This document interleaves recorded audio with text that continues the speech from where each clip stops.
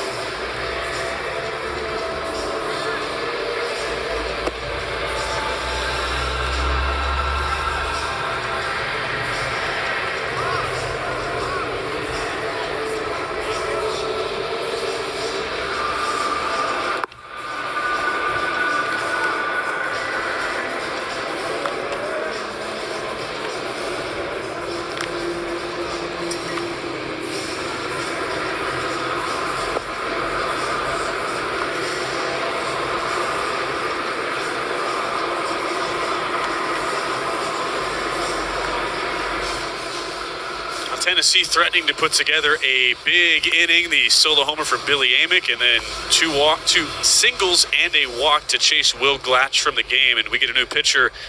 It's a college debut, Pat, for Mason Green, the lefty from Cypress. Yeah, much heralded high school pitcher out of Cy Woods High School in Cypress. Had a 7-0 record as a senior there. And traditional 3-pitch mix, fastball, upperdies, he'll touch 90 with it, curveball, and a changeup.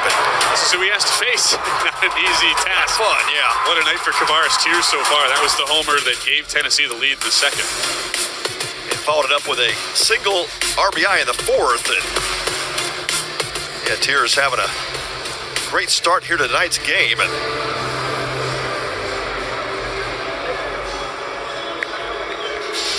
Green has his work cut out for him. The lefty digs in. He does get the lefty-lefty matchup. So 1 run already in. Bases loaded. Nobody out. 1 out should have been made. There was a pop-up that dropped in shallow left center, but it went down as a base hit. And now Tears up already with a homer, a single, couple runs scored, 3 driven in for Mason Green, the lefty, making his collegiate debut. 9-5 game, Tennessee on top, threatening to blow this one open. Aggressive early, a little tapper foul off the curve. It is Peebles at third. He singled after that Amick homer. Blake, who got the pop-up that should have been caught. Blake Burke over at second, and then Laurie with the walk to chase Will Glatch from the game.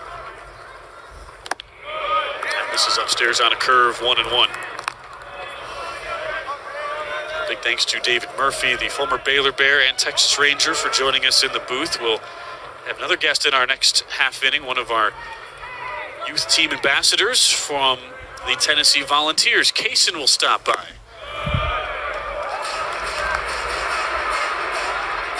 Kaysen should be a happy camper. I'd say so, yeah. The whole crew just came into the booth, so we're excited to have Kaysen on in a second. 2-1 count here to Tears. It's under this one. High pop-up, another long run for that shortstop left field combo. This time Kemp makes the call and the catch, and it's not nearly deep enough for Peebles to tag. So a good job by Green, comes in and gets the pop out. A nice pitch, fastball away, and started Tears with a couple of breaking pitches, and spots that fastball up well and gets the pop up. Just out number 1 for the Bears here in the 5th inning.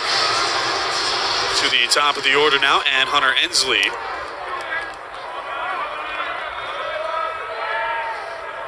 With 1 down, still the base is full of Volunteers.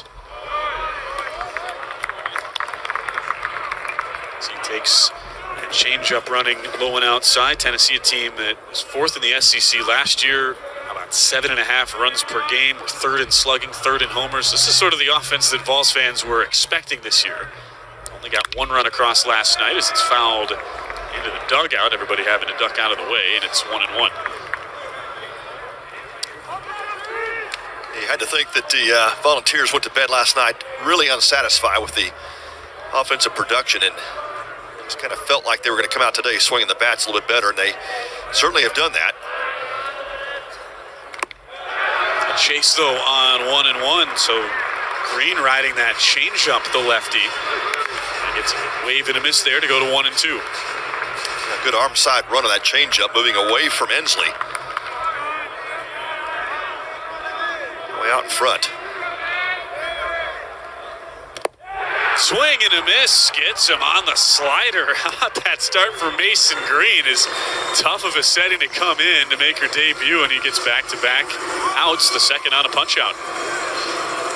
Yeah, slider down and in and over the top with Ensley's swing. And yeah, great start for Mason Green. Boy, what a big lift this will be for the Baylor Bears if he can come in and limit this damage. Of course, the Amick home run to lead off the inning. Bases jammed with Volunteers, and a couple of outs here posted by Mason Green.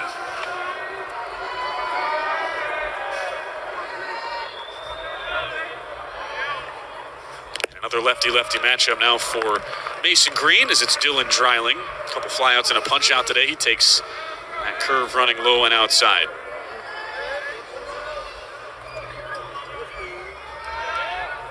You mentioned, Pat, there's only 1 lefty arm in the Baylor pen last year. So many more options this season for Mitch Thompson. Good block out in front by Harrison Cayley. That was not an easy one to keep in front of him.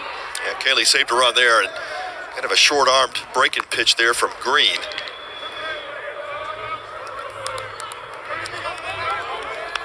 So count goes to 2-0. Nowhere to put Dylan Dreiling.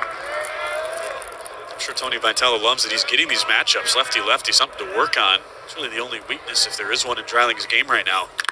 And he bullets one, just foul. That did not miss by much. Down the first base line. Matt McKendry making the calls. He had to do the old Olay getting out of the way. Yeah, Baylor first baseman Braden Buchanan laying out for that ball, and Dreiling just misses extra bases. That would have cleared the bases for the Volunteers and blown this game wide open. Just fouled by about an inch. Yep, right call made. Kendry all over it.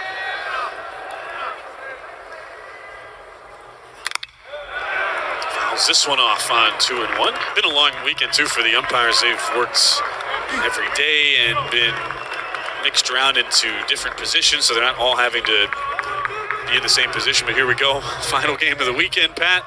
I give them credit. It's been a well umpired weekend all the way around, even though we've had to go to review probably a couple more times than we would have wanted to. The 2-2 served into right center, and a stumble by Johnson. He's able to recollect, get his footing, and make the catch. What a job by Mason Green. Comes in with the bases loaded and nobody outs and doesn't give up a run as we go to break. Races all weekend, Pat. We haven't had any injuries though during the races. I mean, talk about leaving a mark. Savage horse race all weekend. Yeah, like a couple of skinned knees, maybe a elbow went down there. That was quite a ride. No bucking to be found, but the final result kind of felt like it. And here we go. Prize money or what? It had to be a bet of some sort. Something going on down there. It just had to be. As we're off to the 6th inning, another tough break for Baylor there at the plate as they make a mistake on the base paths after a Wesley Jordan single, as he's doubled off first on the Mason Greer flyout. The real bright spot, though, tonight for the Baylor Bears has been this lefty on the mound, Mason Green, who got out of a bases-loaded jam with nobody out, and his reward is the Heart of the Volunteer Order here in a 9-5 game as we start the 6th. Yeah, big turn for the Bears, him getting out of that base-loaded jam, and then another stinger into the gap, and that's up against the wall. Christian Moore, 109 miles an hour off the bat, an extra base hitting machine. Back-to-back doubles to start the 6th. Hit one in the 4th inning, did Moore on a double, and he has another one here. It just goes down and gets that pitch again. It's a very similar pitch he hit back in the 4th inning. Breaking ball that hung over the plate, but down in the zone, and he just gets extended on it. A lot of Major League scouts in and out of the Globe Life Field this weekend, and he's one of the big reasons they were here.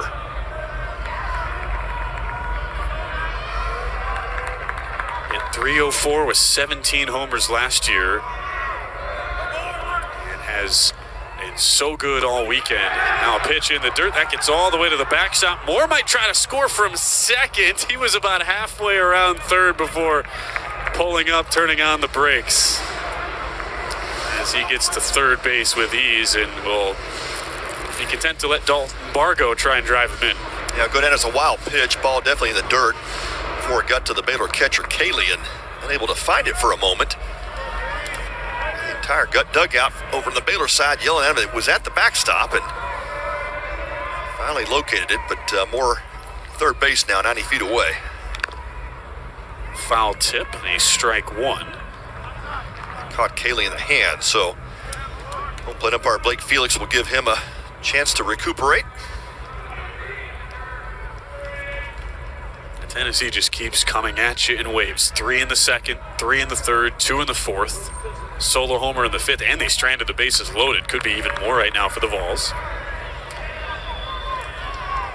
And the Volunteers have let 5 base runners, and of course the 3 you mentioned back in the 5th, Ben, and it could have been a lot more damage had Green not gotten the pop-up, the strikeout, and the fly-out. Changeup missing outside to Bargo. Had his first hit in Vol colors earlier. Really impressed the coaching staff when he played against the Vols as a member of the Missouri Tigers last year.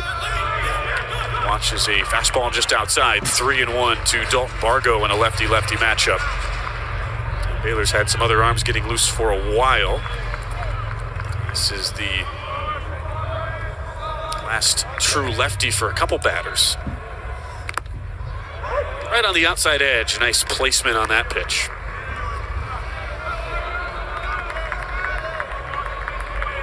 Coaches say Bargo's a real throwback as he has his teammate Christian Moore down at third. He's not really worried about what you label him. That's what Coach Tony Vitello told us. The pitch gets away. That's ball 4. Moore probably could have scored, but with no outs, he's content not to push the issue here. And big reason why is you've got Billy Amick coming up, who has tripled and homered his last 2 times up. Yeah, I think good decision by Christian Moore to hold the bag there at third, but take a look at Amick. Had the double back in the 3rd, ended up scoring. Make that the triple, but hit the home run in the 5th. 425 feet for Billy Amick, and if Ty Johnson doesn't make an amazing play in the gap in the 2nd inning, this very easily could be an at-bat for the cycle. I mean, really could. Yeah, that's right. Yeah. And I think it's safe to say Amick, one of the top transfer players in the country, hit the portal from Clemson, and Tony Vitello and the Volunteers got him to sport the different shade of orange coming over from Clemson. Super happy with that pickup. This lineup was already tremendous, and then you add Amick to it. Just now, it's ridiculous. 2 homers this weekend. Only player with multi-long balls as he takes the fastball down low. 1-1 the count. Hitting .413 with Clemson last year. Amazing when you consider he only had 2 hits in 19 at-bats as a freshman. rockets one right at the third baseman. They look to turn two and do so. It was hit 102 miles an hour off the bat, but Toplansky positioned perfectly to start the 5-4-3 double play as Baylor takes 2 outs and they sacrifice more, scoring from third. Yeah, great decision by Toplansky. You saw him look up just briefly, thinking should he go home with it. And I think at this stage in the game, you're better off taking the 2 outs, trading the run if you're Baylor, and just puts the 10 run on the board for the Vols. But Baylor now with the bases clean and trying to avoid it yet another crooked inning. Good decision by Toplansky. Cannon Peebles, another shot right back to Toplansky. Makes a nice play, calm with the glove. And Mason Green gets through his second inning of work. Tennessee adds one more. They lead 10-5 as we go to the bottom of the 6th. Final game of the weekend from this 2024 Shriners Children's College Showdown.